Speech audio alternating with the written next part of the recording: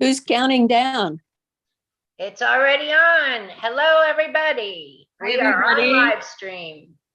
This is the Florida People's Party open meeting tonight. Thank you for coming. And tonight we have a special presentation.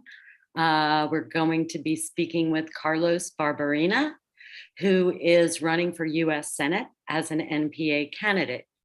And tonight we want to familiarize you with his platform and just take it from there. Will be Carolyn and Victor, and they will be hosting the presentation from here on. So thanks for joining, and Carolyn and Victor, it's up to you. Thank you, Michelle. Victor, you want to say hello to everybody as chairman? Hello, everybody. Hello, everybody. I'm the chair of the Florida People's Party, and I welcome you. And I hope it's not the first time you continue tuning into us. And Carolyn is going to direct the meeting for the rest of the night. Carolyn, thank you. as the vice chair. All right, thank you, Victor. So to give everybody a little bit of background, the Florida's People's Party became an official party via the state of Florida on September 1st, 2021. On August 30th, 2021, the law was passed called SB 90, which in effect prohibited us from running candidates in the state of Florida as People's Party candidates. So the Florida committee and the national committee decided that we would be able to interview NPA candidates that we may want to endorse. So tonight we are going to be interviewing one of our first candidates, which is Carlos, who's Carlos for Senate. He's running against Marco Rubio, yay, because somebody must run against Marco Rubio. And we're going to discuss with him some of the rules and regulations and pitfalls of running in the state of Florida under the SB 90 and running as an NPA. So one of the first questions I have for Carlos, before I ask him any questions, let me let Carlos introduce himself. That might be a nice thing. So Carlos, tell us all about yourself, and then I'll go into the questions. What can I say? I think the biggest explanation that I give is that every race has, someone like Joe the plumber. So I want to be Carlos, your friendly neighborhood immigrant. There's nothing really special about me. I'm just a regular guy that decided to throw my hat in the race. And the reason why is because I feel that we, the people, are not represented properly. I'm an immigrant. We arrived here in the 80s during the Iran-Contra affair, mass exodus in Nicaraguans. We were granted amnesty through hard work of Republicans. And I remember growing up what it was like to see both sides work for the greater good. And you fast forward 40 years that I've been here in the States, and it seems that none of that is going on anymore. And I just couldn't stay quiet. And, considering what the last administration did, I said, if I want to be known for anything and I want my kids to be proud of me, then it's time that I do what I can. And I figured this was the best way, to put myself out there and try to encourage others that it doesn't take career politicians or a lot of money to do this. It just takes, the will and, the belief that, one person can make a difference. Thank you, Carlos, and thank you for putting your hat in the ring. And you're absolutely right. It takes the will and the confidence in yourself. So some of the questions we have for you this evening, we'd like to start with is, if you would like to maybe enlighten us on how difficult it was to navigate the state and federal regulations to become a candidate for U.S. Senate. I must admit, I didn't find it as difficult as others say it is. Now, part of my background is in healthcare with rules and regulations. So I'm a little OCD when it comes to reading the rules and regulations. I did spend endless amount of time going through the handbook, making sure that I understood as much as possible. But at the end of the day, I picked up the phone and I called the FEC and I asked the questions. And I think the biggest, concern that I had is what made you a candidate. And there was a little confusion as far as if, you raised money, if you had these fees. And, luckily, because the kind of race that it is, for me, it was very easy just to basically submit a letter saying that I wanted to be a candidate. And these are the federal regulations. Submit a letter that I wanted to be a candidate and also sign the candidate form. And I can't remember the exact form that you have to sign with the FEC that basically says, hey, I'm campaigning. I think the confusion with the funds raised, as the DFEC explained to me, is once you raise X amount, then you're considered a candidate, but you can say I'm a candidate and, without raising any funds. And I found that to be really the reason for me to say, okay, let's do it, because I think there's too much money in politics. And I felt if I could just, put my name in there and, start the process, then let's do it. Now, those were the federal requirements. Obviously, that's different depending on, if you're running for Congress, representative. But the state, that's a little different. So for the state, you have a qualifying period. And that qualifying period is in June. There's 2 in Florida. So the one that that I have to meet is by June 13th. And the last thing that I have to meet is my candidate oath. And either enough petitions, which is for Senate is 144 some odd thousand petitions, or pay the fee. And the fees are roughly, I think, almost $7,000. And that means that, I will be, a candidate. Again, it is a little different because I don't belong to a party. Each party has its own. And obviously, there's still, the biggest challenge of the primaries because, we're not in the primaries. But other than that, that was it. I found it to be pretty easy. Okay, so what was the best resource that you could find to get this information? I have to say it. I downloaded the handbook. You can go to both the state, but even with all the reading that I did, it wasn't until I actually called the FEC and actually talked to someone that was kind enough to kind of explain the process. And there are a lot of webinars that the FEC does to sort of, encourage people to run. I didn't take any one of them, but I did look into them. And it sort of walks you through the process. So to anyone, considering running, I highly recommend, going to the FEC site and taking a look at all the material that they have there, because that's truly the first step is, educate yourself on what the process is. Okay, so I wanted to backtrack a little bit. When you said you qualified, did they make it real clear to you what it means to be qualified? No, because they referred to the state, right? Because you have your federal, and for that was just submit, your candidate form and make sure you file your campaign stuff. And then, they defer to the state, and then the state has its own qualifications, which in this case is you have your qualifying period, and either you have your petitions or you have your fee.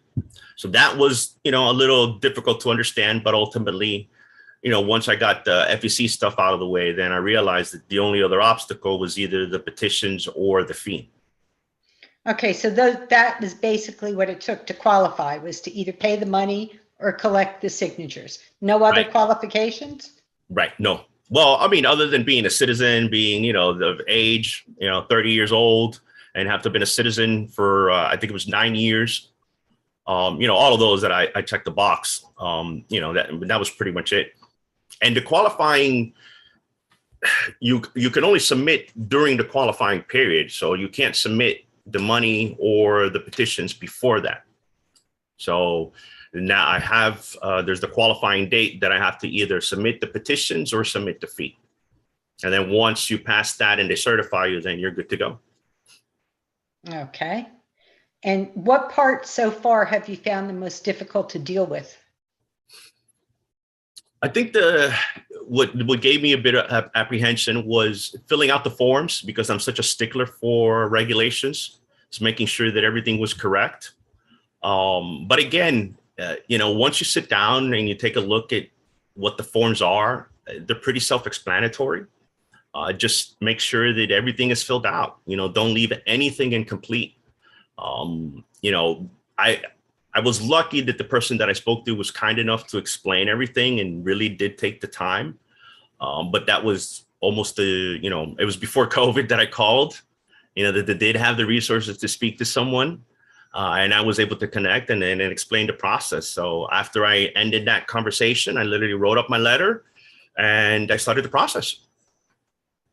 So my question was going to be, what prompted you to run as an NPA? But you sort of already answered that question. But let me ask it in a different way. Why did you decide to stay an NPA? What did you see about the two duopolies, or the duopoly parties, that you said to yourself, I'd rather be an NPA? So since I registered to vote, I registered as an independent. And this just goes back to who I've always been as a person, even as a kid. I remember, my house was a Republican household. My sister was the only Democrat. And I remember constantly the arguments, where, oh, you're Republicans this. And ultimately, I guess I just asked myself, why do I consider myself a Republican?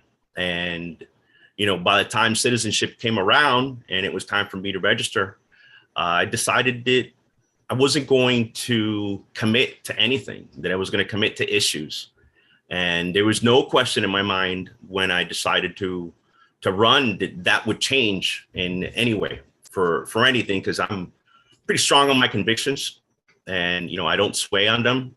And quite frankly, you mentioned the word duopoly. I've used that word a lot, and the duopoly. There's a dichotomy of haves that rules our lives. That, we still don't understand the ramifications of it. But quite frankly, I think that going forward, we need to understand how difficult it's been for progress to just have, the failed two-party system, in my opinion. So now tell us more about your specific platform. What are your goals in becoming a senator for the state of Florida? So for me, it boils down to three.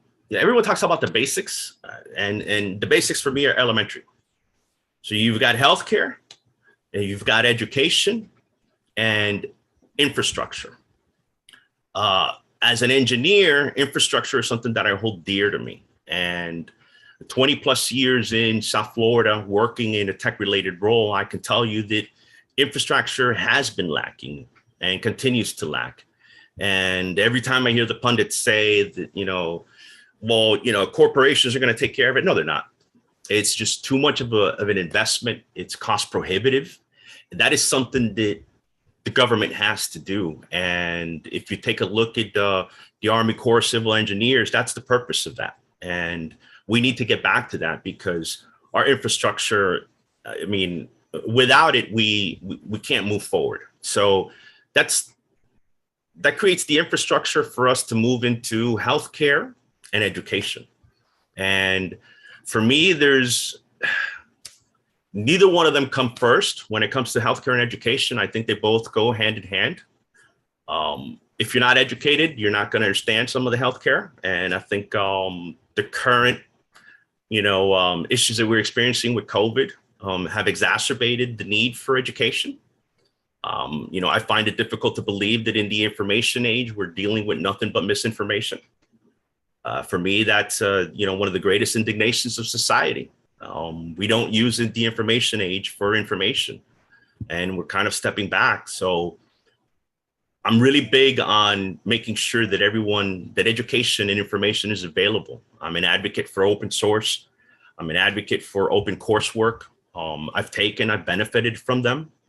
I don't believe that, we need to, force everyone to get a college education. That said, if the minimum requirements for a job are a bachelor's, then that's the minimum requirement. That's what we should give people.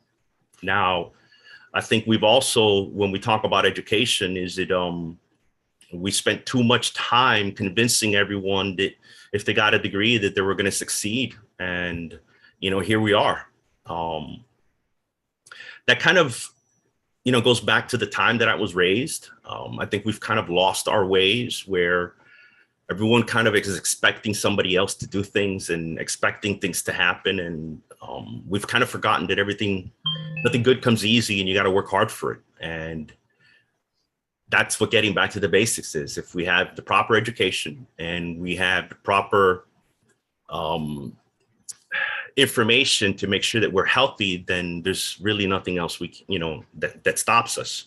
So those are the three things for me that I think are pivotal for progress. Okay, what is your exact stand on expanding Medicare and Medicare for all nationally? I agree with it. I think Florida is, textbook proof that it works. Every time that we've expanded Medicaid, we've been able to lower the cost. If you take a look at the majority of hospitals, especially now because of COVID, it's been exacerbated, but uninsured end up costing everyone. And for anybody that says that it doesn't cost me, they're really not taking a look at their paycheck when they see those Medicare deductions. I spent 8 years in healthcare. I was able to see the systemic failure that continues to hinder, one of the greatest, superpowers in the world. We are not the best when it comes to healthcare. Quite frankly, we are almost dead last. And for what is considered the Organization of Economically Developed Countries, this just doesn't make any sense that, a country with so much wealth and, so much intelligence can't get behind, a basic need.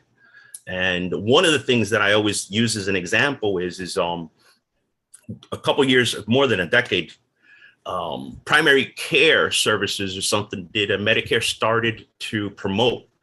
And we found that, after X amount of times of getting somebody to come in for a doctor visit, that we were able to lower the cost of emergency visits because we were getting people into the hospital. I don't think there's anyone in South Florida or Florida alone that doesn't know who Leon Medical Center is. Leon Medical Centers, he's got a 5-star because what he's done is he's created an environment for people to come in and see the doctor. Now, some people think it's a social event, but that's exactly what we need. We need the patient to come in, speak to the doctor, because that's how we're going to know what's wrong with that person. And that only happens by providing those benefits. So there's plenty of proof that dollar for dollar, we're going to get a great return on it. That is unequivocal. So I don't understand how anyone in the state of Florida, is against it when we pretty much have one of the highest Medicare populaces, in the nation. So do you agree getting the insurance companies uninvolved is the good thing to do? So that's the catch-22 for me. I do believe in rights. I do believe that sometimes forcing people to do things isn't the best way to go about it. I think that providing an option, for insurance companies to still provide, I think is extremely viable. At the end of the day, it's going to force them to change. I think for far too long, we've tried to fight the system, and I think we need to let the system implode on itself because it will.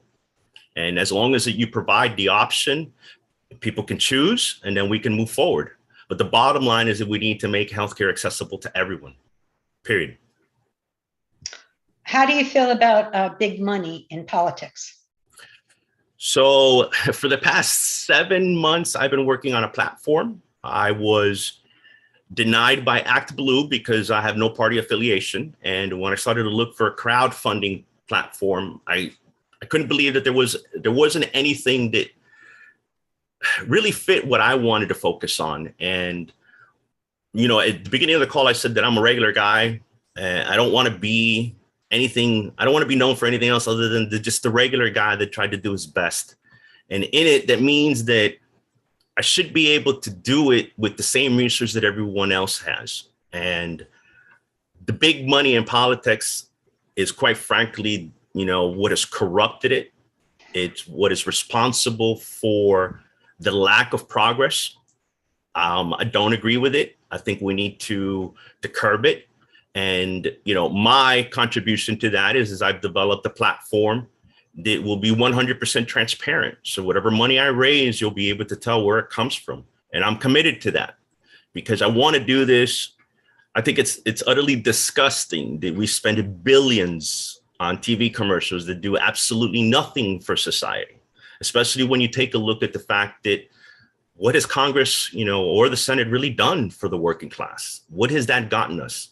So I want to lead the way. I want to show people that it can be done by, earning it, the elbow grease, putting the boots on the ground and, working as a collective to let people know that ultimately this is what's going to work. We, the people, not the money, because without it, we're never going to get anywhere. All right, so we've covered Medicare for all. We've covered big money in politics. What are your views on the environment in the state of Florida? So I had a beach apartment more than a decade ago, and I absolutely loved it. You can't sell me one now. You can't even give me one. It's actually one of my concerns. I used to own a business in South Beach. I remember, reading one day that we had spent something like, a couple $1 million on sand because it had eroded. Well, they washed away. And I don't know how many millions of dollars we spent, doing the same thing, pumping sand from other places to try to keep that shoreline. And no matter what, it's eroding. So again, it's hard for me to understand how anyone in Florida, dealing with the hurricanes, dealing with all the storms, isn't for, doing something drastic about it. So for me, climate change is a top priority. We need to do something about it. And as quickly as possible, involve the experts. I don't ever pretend to be an expert on it. I can tell you that, all I know is that, the days are hotter, the climate is erratic, and, when it rains, it floods, and just any little thing. So we need to act yesterday. Well, I will tell you, one of our big supporters is Ralph Nader. Good. And he opened our national organizing committee call by talking about these types of issues. And his suggestion was that we should not say climate change any longer. We should call it climate crisis, because that's where we're at. We're in the middle of a crisis. Yeah. So those were my big three questions. I wanted to ask Victor if he had a list of questions that he'd like to ask Carlos. Do you have a list, Victor? You're muted, dear. Okay. No, I don't have a list. I'm just listening to Carlos, and I would like to know, when did you first come across the People's Party, Movement for a People's Party? And have you read our platform, which is an interim platform, because until we're actually established as a national party, we don't have a permanent platform that will be decided by our members come the national convention when we do hold it in the next few months. But the interim platform, are you familiar with it? Is that how you came across, by looking us up online? To be honest, I'm trying to remember exactly how I found you guys. I went through a period when I first started looking at, right after I had submitted the paperwork for a campaign, look for organizations, and I connected with another group, Progressive Coders, some of the fractions of back to the Sanders campaign. So I started to look into that, and I connected with them, and I ended up on Slack. And I'm not a fan of Slack because I have ADD, and all those constant pings literally drive me insane. But I was on there one day, and I think someone mentioned something else, and I clicked on a link, and I looked, and I was like, hey, you guys, this was probably October of 20. So you were still just starting to get organized. What happened with me is that once I dug myself into creating this platform, I really haven't, paid attention to anything else, because I'm so focused on getting that launched already. But yeah, it appealed to me. I'm not a fan. I don't know if you guys are aware, but I started Occupy Independence back in 2013. And I was doing really well with it, but the Occupy name, was tarnished. So I went through a rebrand. And that's how I kind of just, ended up where I'm at today. All of that grew into, what you see today, which is me running. So you were part of Occupy Independence, is that it? Yeah, so I founded Occupy Independence. Yeah. And then I rebranded it to Negotiamini. So the purpose of Negotiamini Media was to basically use my skill as in digital marketing, because I've spent the past 10 years advising automotive dealers on digital marketing, to basically help get the word out, information. And the purpose was to build a portal to provide information. Everything that I've done online is basically that, is to provide information, because it's really frustrating to see propaganda and misinformation, and especially somebody like myself that came from a country like Nicaragua, where propaganda rules. To see that happen in the United States and in 2020 is just it's very frustrating. So yeah, that was the purpose of all my online ventures. So did you form a campaign committee? No, I didn't. I started it as a Facebook page, then it just grew. And then I found it was too restricted if I was to, take the road of a committee. And I didn't want to be tied, just to politics. I wanted to be able to explore everything that media had, because obviously there's a distrust with media and everything that's online.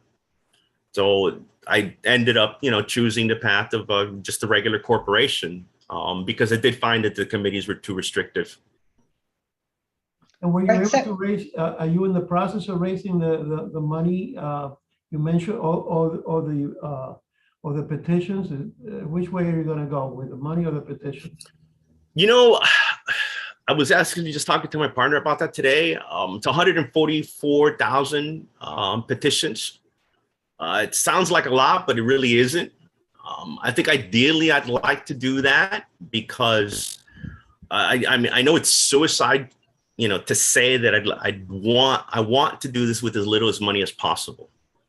All right. Because even if I get myself on the ballot, and even if, we get down to that, part, I mean, to think that, we could have some sort of success, in showing that we didn't spend anywhere near what the two major parties spend, that I think is absolutely disgusting.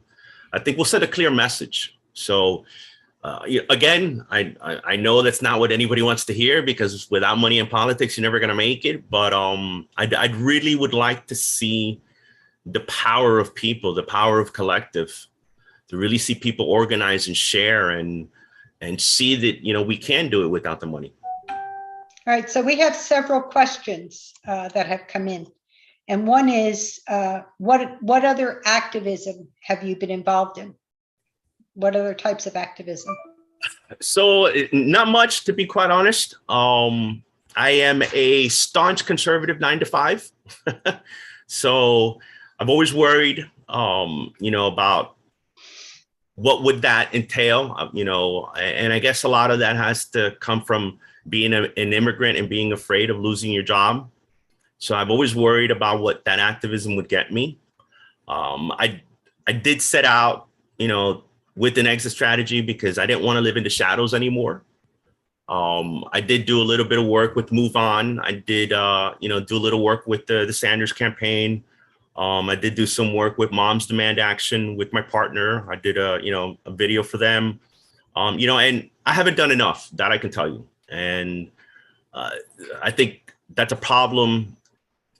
That's one of the reasons why I wanted to go down this route, because every time that I would do something, it's discouraging to get there and see maybe 10 people. And ultimately, I think my generation, Gen X, really has to get off their ass and do something, because they're just kind of sitting by, idle, not paying attention to anything, living and this, this facade, thinking that everything is okay. And, as a father now with kids, it's not okay. And to think that 40 years after, working hard, and I always joke, I don't live paycheck to paycheck anymore. I live direct deposit to direct deposit. That's not progress. That's not progress. And I'm fortunate that I no longer worry, what that's going to do, with my employment. I've reached an age where, que sera, sera, and I think this is a greater, meaning in life for me at this stage. But I also think people need to do more, because it is our daily lives that are affected. All right, so the next question is, do you think Senator Rubio has done a good job representing the people? And how would you do things differently? Oh my God, no. There's no love lost for little Marco. I think he's a patsy. I'll tell you, one of the things that people find, I'm very abrasive. I wear my emotions on my sleeves. So you're never going to get anything but, the brutal and honest truth from me. And I don't pretend to be anything that I'm not. I'm not going to change who I am for anybody. And I'm not going to say that I'm an expert on anything. I'm not going to pretend, that I'm only going to, do certain things. I'm going to try to do everything I possibly can for the people. I don't think Rubio represents the people, and the reason I say that is there's a generational gap, even though he's not that much older than I am.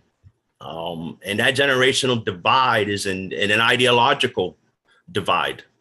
I was raised conservative myself, through the audacity of my parents, the immigrants that thought they were Republicans, who've now, come to understand that it really isn't about being anything other than just a person that gets up, puts the pants on, and tries to do everything they possibly can to make a better place.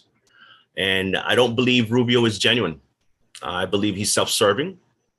As an atheist, I find his, incessant Bible thumping to be an insult to, the religion and the people that really do consider themselves, Christians.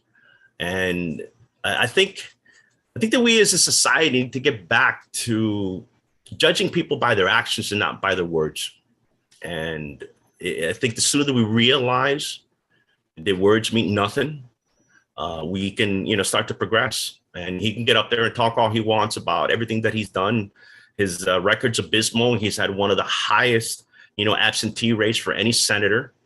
And, quite frankly, what has he done, for Florida? I always ask that question. What has Rubio done for you to make your life better? And he really hasn't done anything. And quite frankly, I don't care if he's a Republican. I don't care if he's a Democrat. I really don't care. That's why I made a point. I do not want to affiliate myself. I'm an independent. I'm here on issues. And those are the issues that affect the working class. Okay, so given that Ron DeSantis is currently putting a bill in front of the Florida state legislature, I guess Tim Houston from St. Johns County has put a bill up trying to outlaw ranked choice voting in the state of Florida. What is your feeling about ranked choice voting? I like it. I always give people the example that, I spent 20 years in technology, and, here we are. It's literally how 2020, and we're still so far from reaching the potential that technology gives us. So what does that tell me? It tells me that there's a behavioral problem that we need to recognize. And I think the more that we push and try to force people to do things, the worse off it is. I think we need to take a different approach to things. And, I don't know. It's difficult, I don't know. It's one of those things. You really got to figure out, how to navigate some of the complexities. Okay, so we have another question here. It says, it seems like Florida rural areas and northern Florida is always left out. What about farmers and overdevelopment? What's your viewpoint on that? So I worked for a regional extension center, which were born out of the agricultural times. I think that there is a huge potential there in outreach that we need to do. But at the same time, we need to take a look at how that affects everything else, the climate. What is that farming doing? I know it's difficult for people to understand the importance of regulations. We can't let anything run rampant. But again, with outreach, then we can prevent some of the issues that we have with that. But I think the regional extension centers are tools that we have neglected, that are available, and to help the farming and the agricultural industry. What is your feeling? Here's a big strong point for me. What's your feeling on the sugarcane industry in Florida? It's been good and bad. Right now, I know it hasn't been that good, and it's polluted a lot. And we definitely need to take a bigger look to see what's going on there, and why they've gotten away with some of the things. And one of the things in money and politics, I think this lobbying is something that we really need to take a second look at. I'll tell you.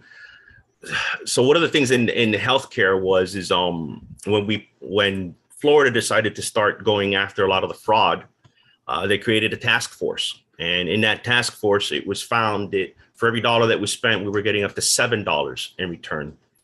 Every time that they went up to get their budget increased, it was denied. And that's a problem. And that problem exists because of lobbyists.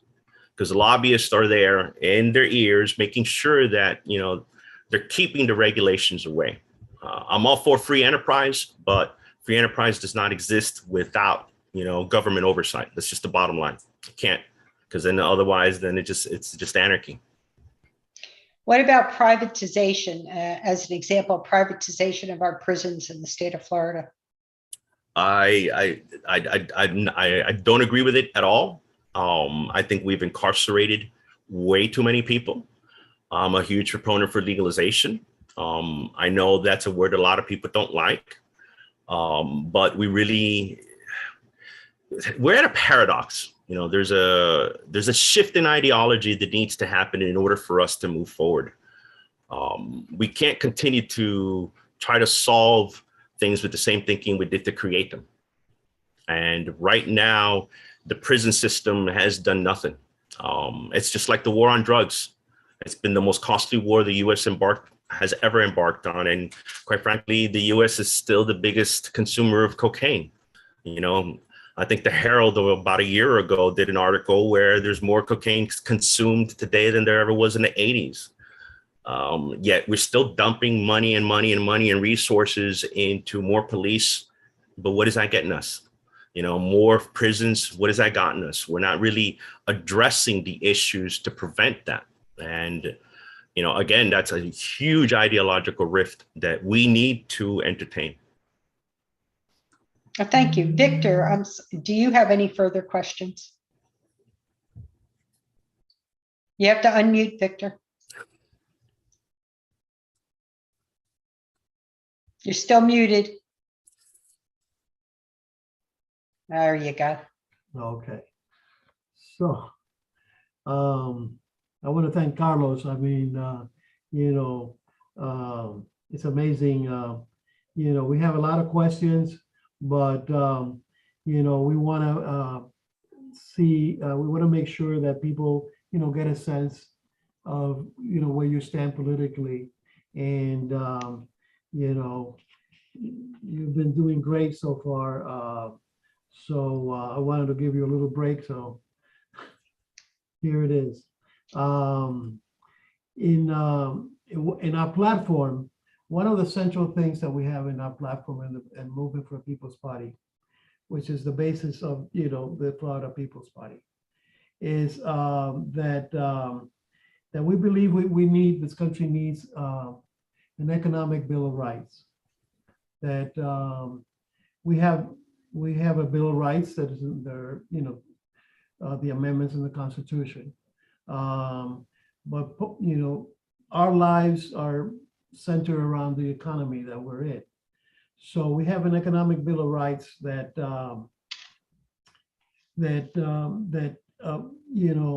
stresses the needs to make people's lives better. And one of the platforms, one of the economic Bill of Rights that we have is the right to a job. Why can't everyone have a job that wants one? And so we have and we take it as partly from the Bernie Sanders platform, a federally funded jobs program administered locally that will make sure that jobs are available for everybody. And how do you feel about something like that part of our platform? I'm absolutely for it. I'll tell you, when you consider with, wages and stagnation, and you account for inflation, I was lucky enough to make, close to six-figure income, and it's not enough. And when you tell people that, they immediately look at you like, you're just, you're completely mismanaging your money. No, well, if the kids, I don't live this extravagant life where they're able to do whatever the hell they want. But that demands a certain amount. And I know that, I've always had the obstacle. I'm not college educated, but I've been fortunate to land the white collar jobs. And I can tell you that in my progression in my career, where now I've worked for 20 plus years, that it didn't get any better. It's actually gotten worse. And we need to seriously take a look at what we consider progress to be, because this is not progress. The separation of class is unrelenting, quite frankly. Some of the studies say that we're past the Gilded Age in income inequality. And if we don't address that by giving people the dignity, and the ability to work and earn, I use this example quite often. In California, there was a study that was done for sort of like a universal basic income. And they chose X amount of participants, and where they gave them, if memory serves me right, I think it was, I think $1,000 a month. 6 months later, they found that every single person that they gave that money to used it responsibly.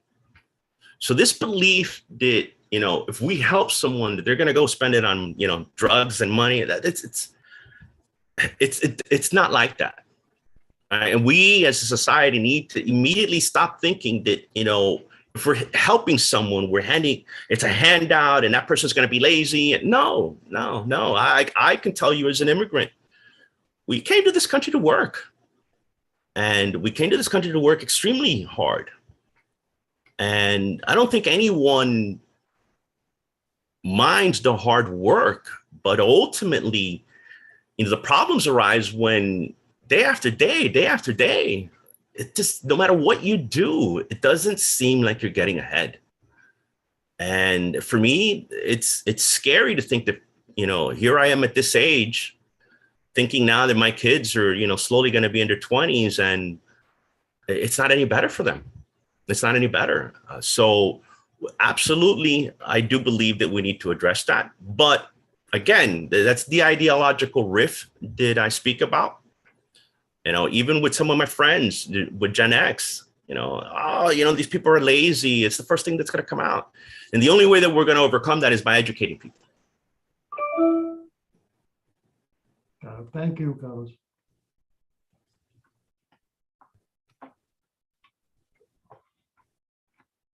Nope, you're muted. Yeah, thank you. Sorry. You mentioned drugs. Do you think Florida is in need of a mental health services for that?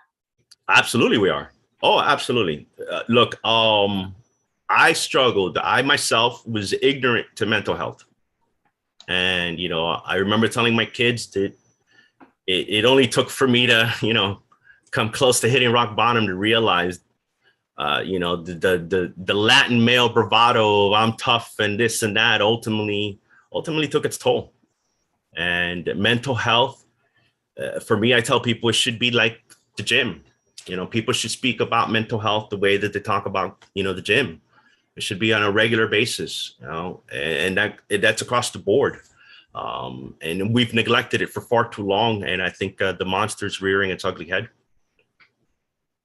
Okay.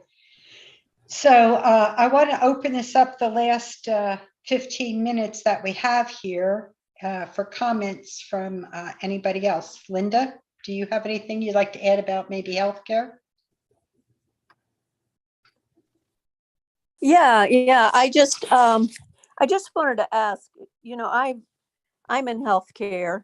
I'm in long-term care, elder care, and I just see the horrible effects of for-profit medicine in elder care. That I know the last facility that I worked for, the administrator shared with me, and this was in 2020, I think, that Florida had cut Medicaid twice in the past year at that time, which cost the facility $30,000 a month each time. So you cannot think that you can take $60,000 a month away from a nursing home and it doesn't affect patient care. It does affect patient care. In it really, the only place that they can cut costs is their staffing, also their food. Yeah. It definitely affected the food that the patients got, that they get still, but mostly staffing, and how that affects elderly people who cannot take themselves to the toilet or can't clean themselves up when they're incontinent, is that they wait longer for care, and then their skin breaks down. So what I've seen as far as for-profit medicine is that the investors always get theirs, and the patients will get the crumbs that are left over. And I have to disagree with you when you say, you think that there has to be a private option. I believe that as long as there is a private option, that the people with the money are going to always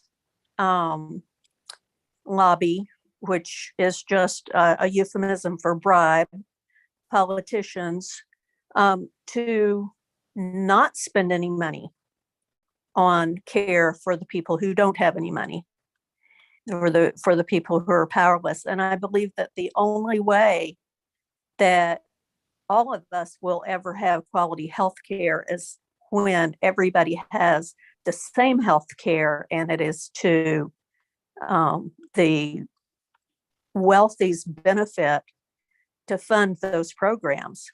Because as long as they're funding someone else's programs, they're going to opt out. They're going to say, well, I've got mine. I don't need to have my taxes raised to fund Medicare and Medicaid. And they're already doing that. And so they starve these programs, and then they say, see, it doesn't work. Socialized medicine doesn't work. I agree somewhat, and I will tell you, you bring a very valid point. When I was in healthcare, you mentioned it, losing money. United Healthcare hit me with a random audit, and at that time, my practice was collecting about $40,000 a month. I mean, they choked me. It put me out of business within 6 months.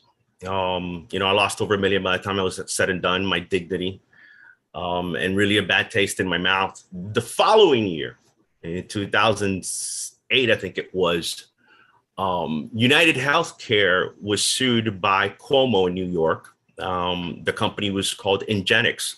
Ingenix was the clearinghouse. They basically processed all the claims for the bulk of not only United Healthcare, but other insurance companies. Well, the system was rigged to deny claims.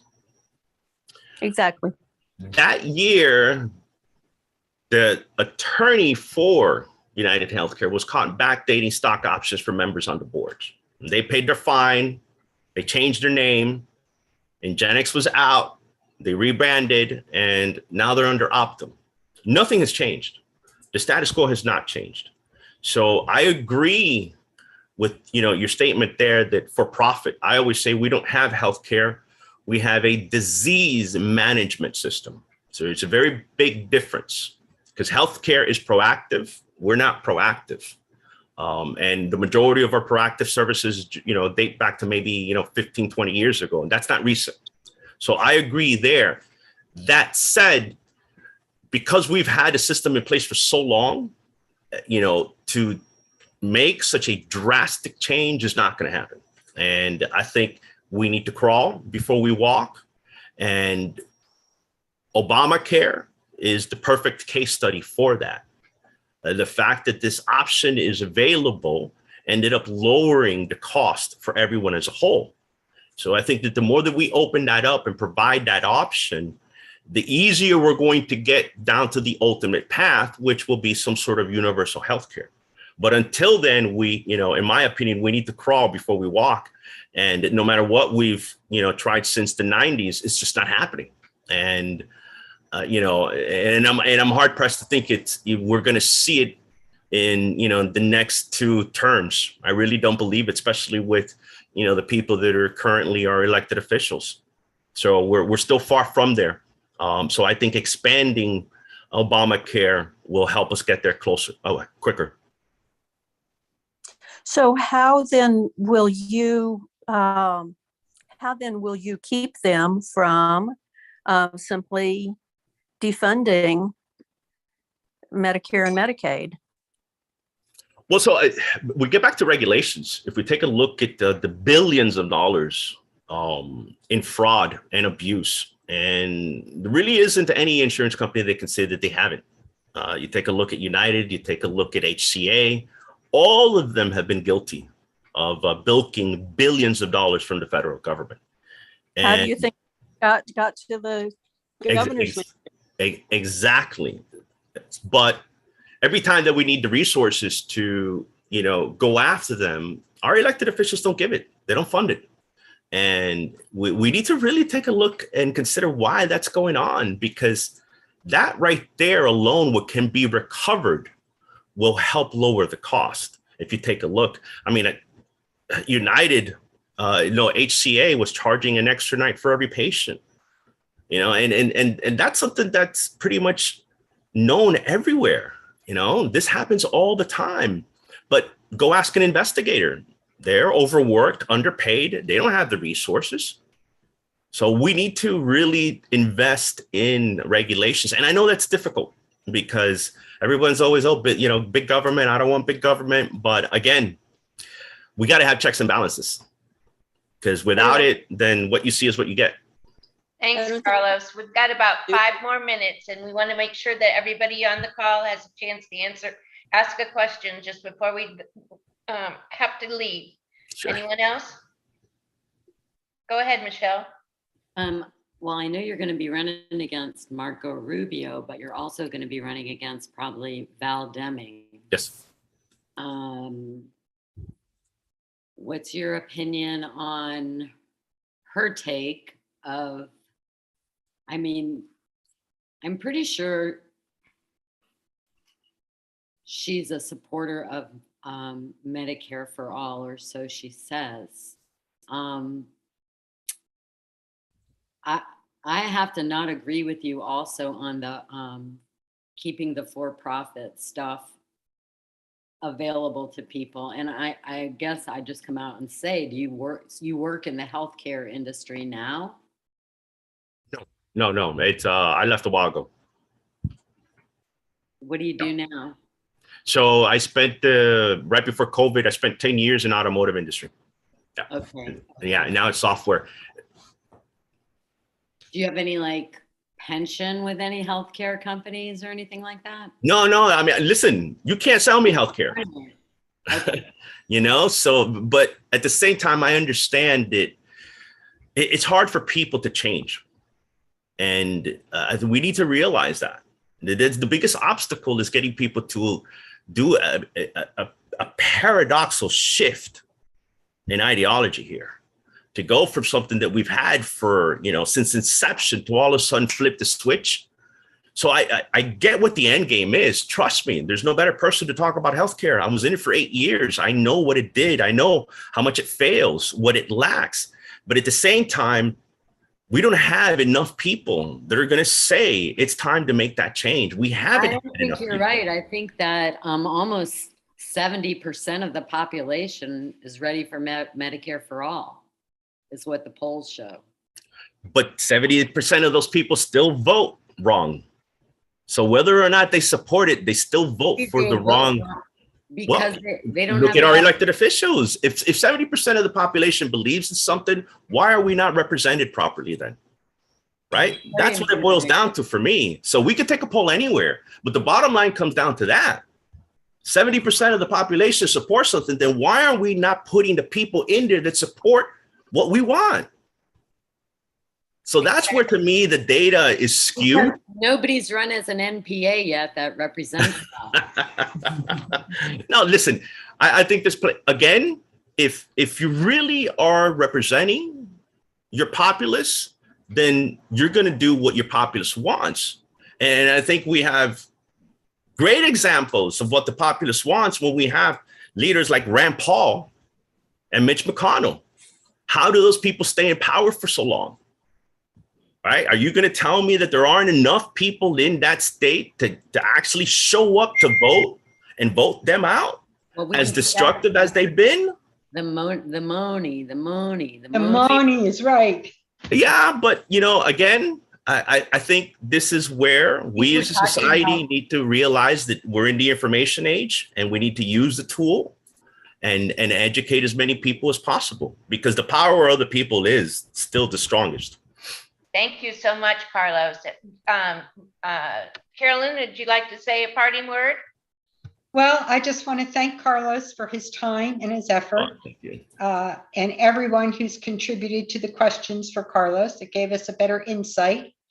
And we will be doing this going forward again with another candidate. So thank you, Carlos, very much. My pleasure. We appreciate Yes, it. thank My you, pleasure. Carlos. Thank you. Good night. Yes, it was great. Carlos. Take care. All right, Thank you. bye-bye. Bye-bye.